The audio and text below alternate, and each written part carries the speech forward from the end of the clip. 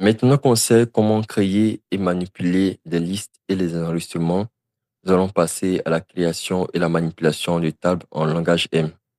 Alors déjà, il y a plusieurs méthodes pour pouvoir créer des tables en langage M. Nous avons ici listé seulement 5 méthodes. La première méthode listée, c'est la récupération de données à partir d'une source.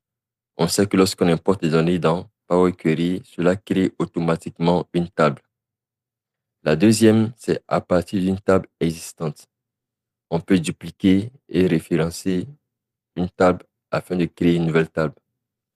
La troisième méthode, c'est l'utilisation de la fonctionnalité entrée des données. Si on va dans Accueil, on voit ici Entrée des données. Cela permet de saisir manuellement les données dans Power Query.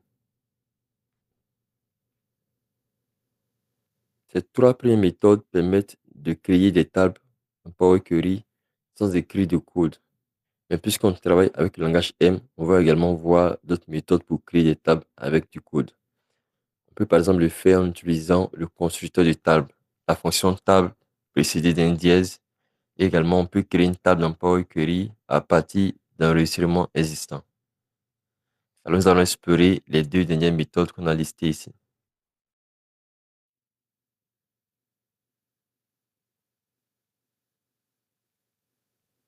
Ici, on va revenir sur la méthode de création de table avec le constructeur de table ou la fonction table précédée du dièse. Alors, elle utilise deux types d'arguments. Le premier, c'est une liste qui représente les noms de colonnes et le deuxième argument, c'est une liste de listes où chaque liste interne ou chaque sous-liste représente une ligne de la table. Donc, on va déjà créer les noms de colonnes. Ici, c'est une liste avec trois valeurs, pays, président et valeur. Et ensuite, les lignes, on a plusieurs listes ici. Une première liste avec les valeurs USA, Donald Trump 2017. Une deuxième liste, Chine, Xi Jinping 2013. Russie, Vladimir Poutine 2000. Une quatrième, France, Emmanuel Macron 2017. Donc ici, on a quatre listes où chaque liste représente une ligne de notre table. On a donc une liste qui représente l'entête ou le nom de colonne et une liste de listes qui représente les lignes de la table. On peut le voir ici. Ça, c'est la première liste, la première ligne, la deuxième ligne, la troisième ligne et la quatrième ligne. Alors, à partir des noms de colonnes et des lignes, on va créer une table en utilisant la fonction table. Premier argument sur les noms de colonnes. Le deuxième argument, ce sont les lignes. Donc, la liste de listes. Je valide. J'ai encore oublié le dièse. Donc, je vais le mettre. Voilà, je valide maintenant. Voici notre table avec nos trois colonnes, pays, président et année. Voilà.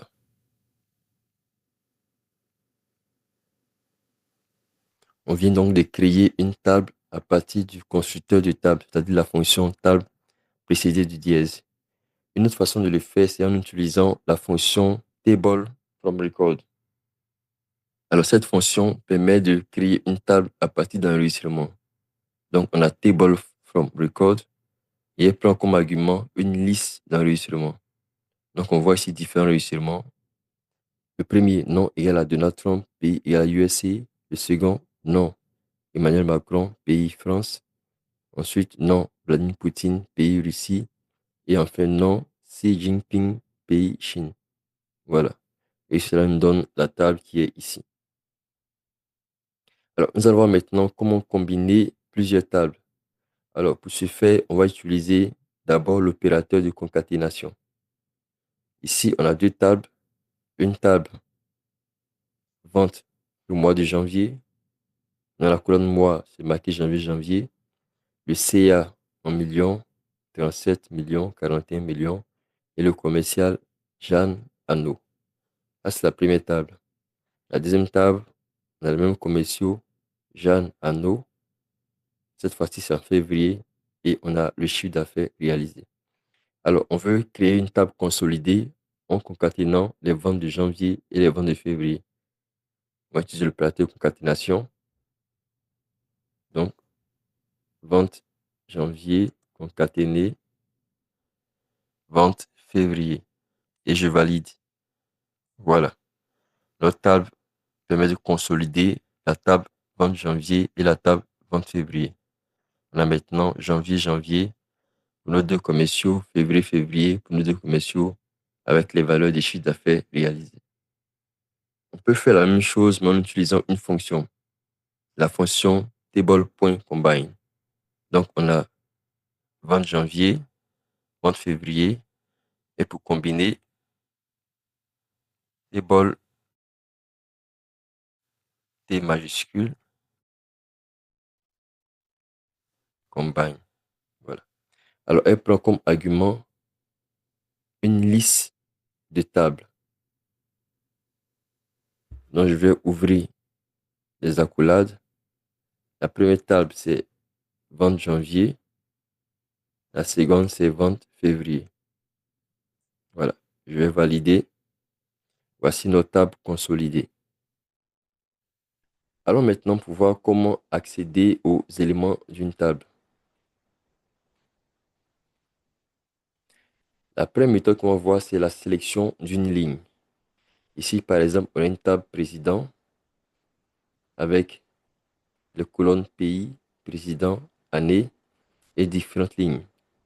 Supposons qu'on veuille sélectionner la deuxième ligne, donc la ligne 2 ici. Alors, comme on l'a dit, les index dans Power Query commencent à partir de 0. Donc, la ligne 2, c'est l'index 0. Pour la sélectionner, on va simplement taper table président, voilà, et utiliser les accolades. Voilà. La ligne 2, donc, c'est index numéro 1. On va valider. On a ici l'enregistrement Chine, Xi Jinping, et puis 2013. Alors, on peut vérifier. C'est bien la deuxième ligne qu'on a récupérée. Alors, on remarque qu'en récupérant la deuxième ligne d'une table, Power Query nous sort un enregistrement. Ce qui veut dire que les lignes des tables sont des enregistrements dans Power Query. L'autre méthode de récupérer des lignes, c'est avec la fonction table.range. Sur notre table président, c'est la même. Supposons qu'on va récupérer les deux dernières lignes. Donc, la ligne 3 et la ligne 4.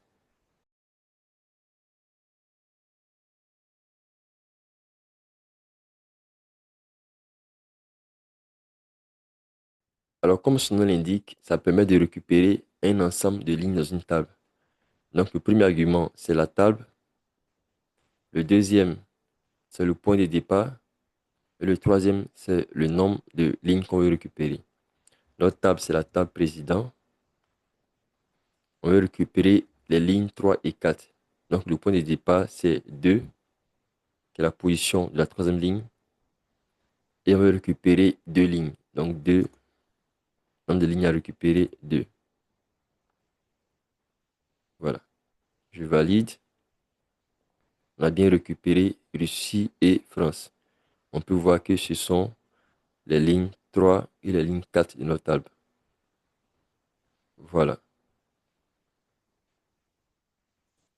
Et cette fois-ci, Power Query retourne une table au lieu d'un enregistrement. C'est parce qu'on a utilisé la fonction table.range qui retourne une table comme valeur. Même si on récupérait un seul élément, en mettant 1 ici par exemple, on a toujours une table. On va voir maintenant comment sélectionner une colonne. On a notre table président avec les colonnes pays, président, année. Supposons qu'on veuille récupérer les noms des différents présidents. Donc, c'est la colonne président qu'on va récupérer. Alors, on va utiliser ici le crochet. Donc, table président. On va récupérer les noms des présidents. Donc, c'est la colonne président. On valide. On a Donald Trump, Xi Jinping, Vladimir Poutine, Emmanuel Macron. Et on voit que ça retourne une liste. Donc, comme on l'a vu, les lignes d'une table sont des enregistrements et les colonnes d'une table sont des listes. On peut faire la même chose cette fois avec la fonction table.colonne qui permet de récupérer une colonne dans une table. La table, c'est la même table président. Supposons qu'on veut récupérer les présidents, comme tout à l'heure,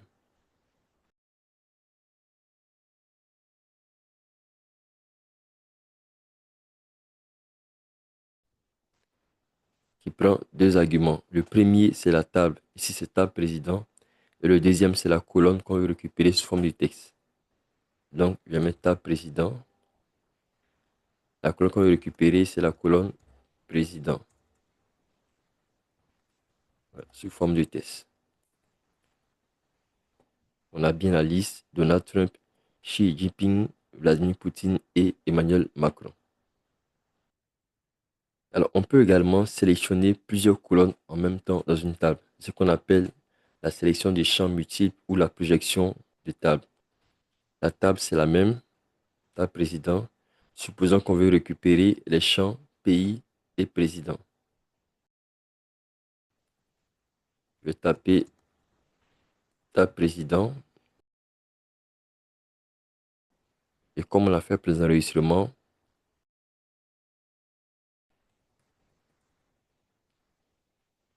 virgule, président,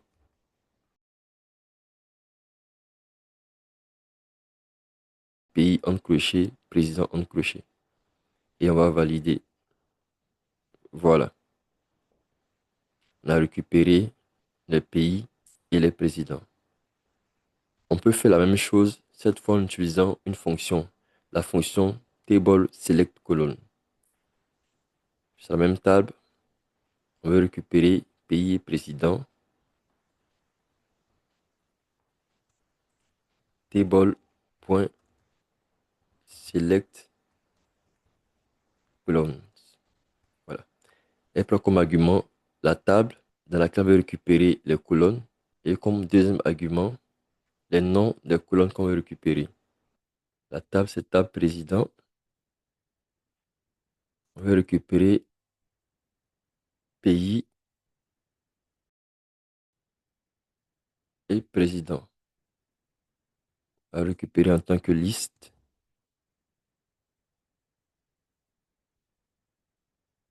Voilà.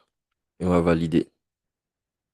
Donc, on vient de récupérer, grâce à la fonction table.selectColumns, on a récupéré les colonnes pays et président. Donc, on vient de voir comment sélectionner des lignes et des colonnes d'une table. On va maintenant voir comment sélectionner des valeurs uniques, donc des valeurs d'une cellule. Alors, on a toujours notre table président. Supposons qu'on veut sélectionner la valeur Chine ici. Donc, Chine, c'est la deuxième ligne de la colonne pays. Voilà.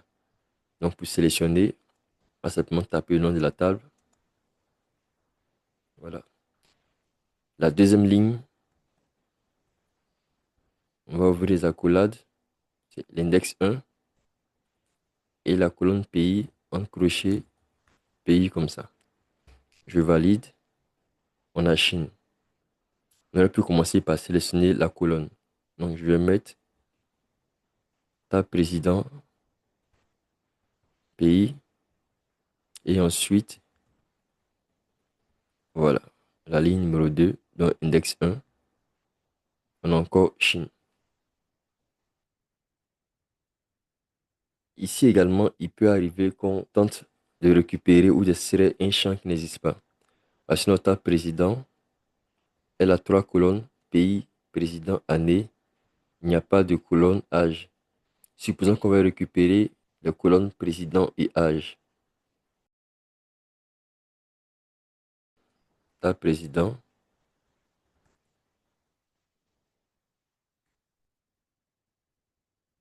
président en crochet, virgule,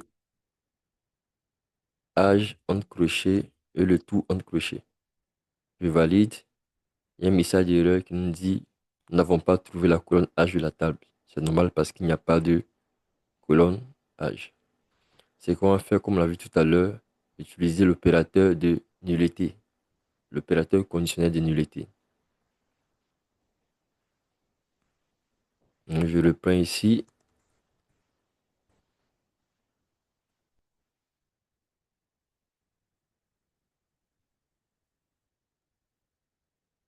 Président, âge. Si on valide, on aura une erreur. Et si on met l'opérateur conditionnel de nullité et qu'on valide, voici notre colonne président qui existe. On voit ses valeurs.